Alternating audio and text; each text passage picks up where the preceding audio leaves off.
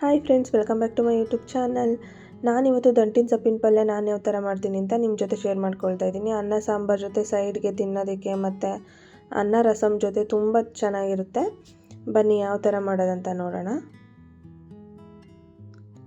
Stove ಮೇಲೆ ಕಡಾಯಿ ಇಟ್ಕೊಂಡಿದ್ದೀನಿ. ಅದಕ್ಕೆ 2 ಸ್ಪೂನಷ್ಟು ಆಯಿಲ್ ಹಾಕ್ಕೊಳ್ತಾ ಇದ್ದೀನಿ.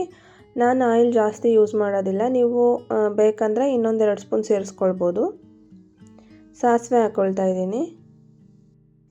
1 ಸ್ಪೂನಷ್ಟು ಕಡಲೆಬೇಳೆ ಹಾಕ್ಕೊಂಡಿದ್ದೀನಿ. 2 ಕೆಂಪು ಮೆಣಸಿನ್ಕಾಯಿ ಹಾಕ್ಕೊಂಡಿದ್ದೀನಿ.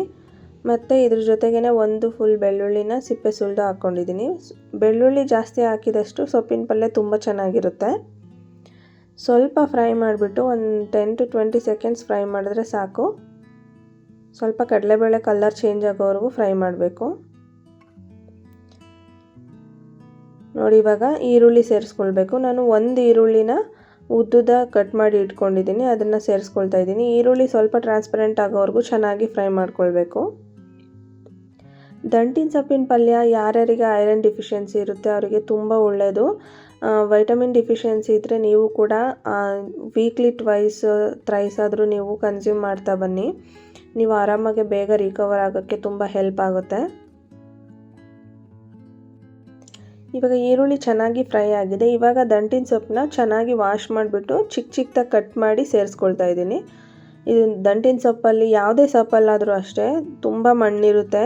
ನೀವು ಒಂದು 4-5 ಟೈಮ್ಸ್ ಆದರೂ ಚೆನ್ನಾಗಿ ವಾಶ್ ಮಾಡಬೇಕು.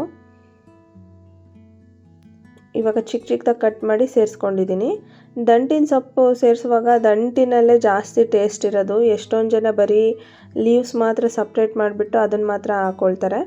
ಆ ಥರ ಮಾಡಬಾರ್ದು. ದಂಟನ್ನು ಕೂಡ ಸೇರಿಸ್ಬಿಟ್ಟು ಅದನ್ನು ಕೂಡ ತಿಂದ್ರೇ ಅದರಲ್ಲೂ ಜಾಸ್ತಿ ಬೆನಿಫಿಟ್ಸ್ ಇರುತ್ತೆ.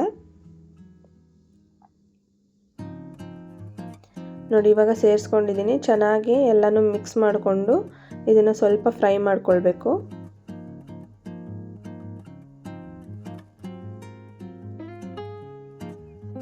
ನೀವು ರಸಮ್ ರೈಸ್ ಜೊತೆ ಸೈಡಿಗೆ ತಿನ್ನಬೇಕು ಅಂತಲೇ ಇಲ್ಲ. ಈ ಥರ ಸೊಪ್ಪಿನ ಪಲ್ಯ ಮಾಡಿದ್ರೆ ಬರೀ ಸೊಪ್ಪಿನ ಪಲ್ಯನೇ ತಿನ್ಬೋದು, ಅಷ್ಟು ಟೇಸ್ಟಿಯಾಗಿರುತ್ತೆ. ನೀವು ಕೂಡ ಟ್ರೈ ಮಾಡಿ ನೋಡಿ. ಇವಾಗ ಇದನ್ನು ಚೆನ್ನಾಗಿ ಈ ಥರ ಒಂದು 30 ಸೆಕೆಂಡ್ಸ್ to 1 minute ಚೆನ್ನಾಗಿ ಫ್ರೈ ಮಾಡ್ಕೊಳ್ಬೇಕು.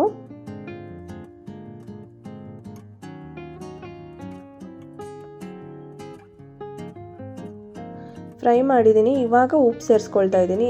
ರುಚಿಗೆ ಎಷ್ಟು ಬೇಕೋ ಅಷ್ಟು ಉಪ್ಪು ಹಾಕ್ಕೊಳ್ತಾ ಇದ್ದೀನಿ. ಜಾಸ್ತಿ ಉಪ್ಪು ಹಾಕೋದು ಬೇಡ, ಸ್ವಲ್ಪ ಒಂದು ಅರ್ಧ ಸ್ಪೂನ್ ಹಾಕ್ಕೊಂಡಿದ್ದೀನಿ.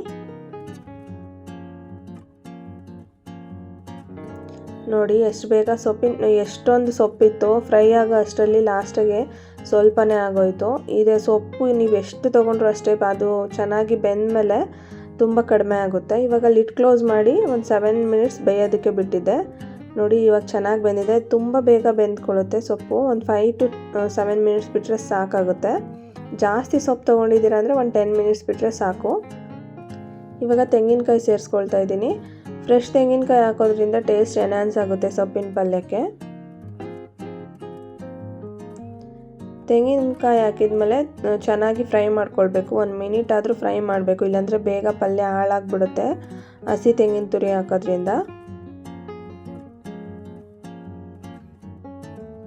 ಇಷ್ಟೇ, ತುಂಬ ಸಿಂಪಲ್. ಒಂದು 10 minutesಲ್ಲಿ ಪಲ್ಯ ರೆಡಿ ಆಗಿಬಿಡುತ್ತೆ. ಸೊಪ್ಪೆಲ್ಲ ತೊಳ್ಕೊಂಡು ರೆಡಿಯಾಗಿ ಇಟ್ಕೊಂಡ್ರೆ ಒಂದು 10 minutes ಸಾಕು ಪಲ್ಯ ಮಾಡೋದಕ್ಕೆ. ತುಂಬ ಹೆಲ್ದಿ ಕೂಡ ಮತ್ತು ತುಂಬ ಟೇಸ್ಟಿಯಾಗೂ ಕೂಡ ಇರುತ್ತೆ. ನೀವು ಕೂಡ ಟ್ರೈ ಮಾಡಿ ನೋಡಿ. ಟ್ರೈ ಮಾಡಿ ಯಾವ ಥರ ಬಂತು ಅಂತ ಕಮೆಂಟ್ ಮಾಡಿ ತಿಳಿಸಿ. ಈ ವಿಡಿಯೋ ನಿಮಗೆಲ್ಲ ಇಷ್ಟ ಆಗಿದ್ರೆ ಲೈಕ್ ಮಾಡಿ, ಶೇರ್ ಮಾಡಿ, ನನ್ನ ಚಾನಲ್ನ ಸಬ್ಸ್ಕ್ರೈಬ್ ಮಾಡ್ಕೊಳ್ಳಿ.